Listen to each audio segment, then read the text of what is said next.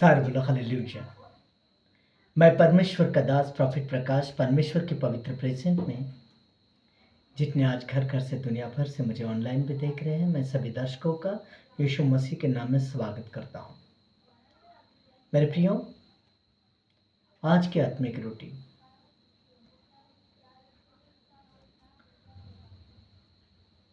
आज 15 अगस्त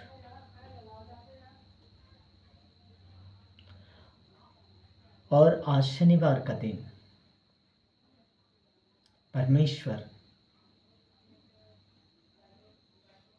अपना आत्मिक भोजन हमें आज देगा। स्वर्ग से परमेश्वर ने स्वर्ग की रोटी मनुष्य को दी, जिसे मन्ना कहते थे। हमारे पूर्वजों ने वो रोटी खाई। देह की रोटी जैसे हम रेगुलर हर रोज खाते हैं, जिससे हमारा देह तंदुरुस्त है, हम चलते फिरते किसी की हेल्प करते हैं और हम तंदुरुस्त हैं। अगर हम 3 दिन देह की रोटी नहीं खाएंगे तो हम वीक हो जाएंगे। चलने फिरने की हम में ताकत नहीं रहेगी। किसी की हेल्प तो छोड़ो, वो तो दूर की बात है। ऐसे ही अगर 3 दिन हम आत्मा की रोटी यानी खुदा का भोजन नहीं लेंगे तो हमारी आत्मा वीक हो जाएगी। हमारी आत्मा में कोई भी पावर नहीं रहेगी और फिर सहजता से कोई बीमारी, कोई दुष्ट अटैक हम पर हैवी होगी। इसलिए मेरे प्रियो, हमें भी आत्मा की रोटी जो खुदा का वचन हर रोज लेना है। ताई प्रियो, आज का हमारा वर्ड्स है कुरिन्थिया 10 अध्याय 13 पद। पहला कुरिन्थिया 10 अध्याय 13 पद। पहला कुरिन्थिया 10 का 13। परमेश्वर हमें कभी भी ऐसी परीक्षा में नहीं डालता जो हमारे सहने से बाहर है। परमेश्वर हमें कभी भी ऐसी परीक्षा में नहीं डालता जो हमारे सहने से बाहर है। परीक्षा हमें जिताने के लिए आती है, परीक्षा हमें आगे बढ़ाने के लिए आती है। परीक्षा में रुकना नहीं, परीक्षा में आगे चलना है, आगे बढ़ना है। क्योंकि हम 10वीं की परीक्षा नहीं देंगे तो 11वीं में प्रवेश नहीं कर सकेंगे। ऐसे ही जो भी परीक्षा आती है वो हमें बढ़ाने के लिए आती है, हमारी उन्नति के लिए, हमें परिपक्व करने के लिए आती है। इसलिए परीक्षा में रुकना नहीं, परीक्षा में अड़े और खड़े रहना है और परीक्षा में बढ़ना है, परीक्षा में स्थिर रहना है। मेरे प्रियो खुदा के प्यारे लोगों, परीक्षा हमारे जीवन में हमें आगे लेकर जाने के लिए आती है। अगर परीक्षा के समय भी हम परमेश्वर के वचन में बने रहते हैं तो हम पहले से भी ज्यादा आशीष को प्राप्त करते हैं। अगर हम अय्यूब के जीवन के बारे में पढ़ते हैं तो हम देखते हैं कि उसके जीवन में बहुत सी परीक्षाएं अय्यूब के जीवन में आई। उसका घर, बच्चे, धन दौलत सब कुछ खत्म हो गया। उसका सारा शरीर जख्मों से भर गया। फिर भी अय्यूब प्रभु में बना रहा। उसकी पत्नी ने भी उसको कहा कि तो अपने परमेश्वर को फटकार, पर अय्यूब ने कहा अगर हम परमेश्वर से सुख खुश होकर लेते हैं तो फिर दुख क्यों न ले। अय्यूब परमेश्वर के खिलाफ कुड़कुड़ाया नहीं। दुख के समय में हमारे मुंह से क्या निकल रहा है हमारी आशीष को बनाता है। इसलिए सुख में, दुख में, हमने परीक्षा में भी वैसे ही रहना चाहिए, वैसे ही स्थिर रहना चाहिए। परमेश्वर में हमने स्थिर रहना चाहिए, हमारा प्रेम कम ना हो। अगर अय्यूब भी अपनी पत्नी की बात मानकर परमेश्वर को फटकारता तो क्या वह ठीक हो जाता? अर्थात नहीं। क्या उसके जख्म ठीक हो जाते? नहीं। परमेश्वर के खिलाफ कुड़कुड़ाकर हम अपनी ही आशीष को खराब कर लेते हैं। मेरे प्रियो खुदा के प्यारे लोगों, इस बात को याद रखना। परमेश्वर पर कुड़कुड़ाकर हम अपनी ही आशीष को खराब कर लेते हैं। आयुब का परमेश्वर के साथ संबंध मजबूत था।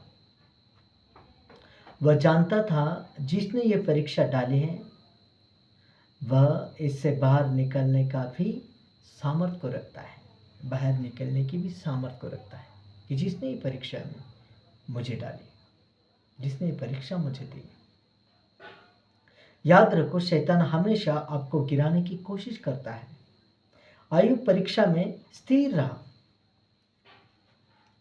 और परमेश्वर ने उसे पहले से अधिक दुगनी आशीष दी। जितना आयुब धनी हुआ उतना कोई नहीं।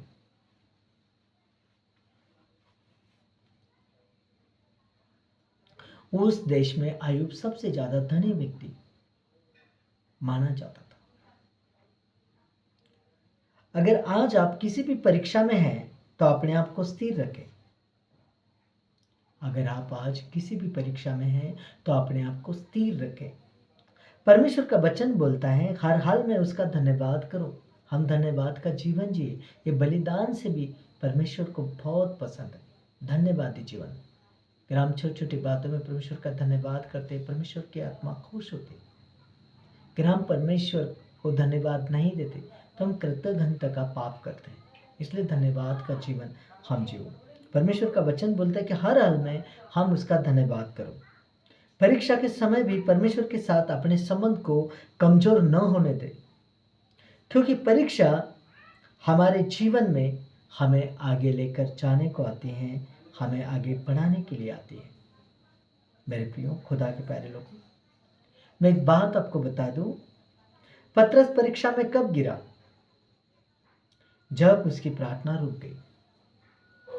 प्रभु कहता था अपने चलो उसके उठो, जागते रहो और प्रार्थना करो, लेकिन उनकी आंखें नींद से भर रही थी और वो सो रहे थे। प्रभु ने क्या किया? घड़ी भर आप मेरे लिए नहीं जाग सकते?